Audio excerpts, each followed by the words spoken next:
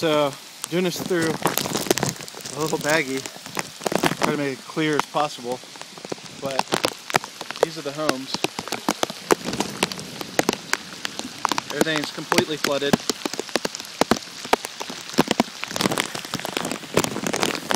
Go under here, you'll be able to see.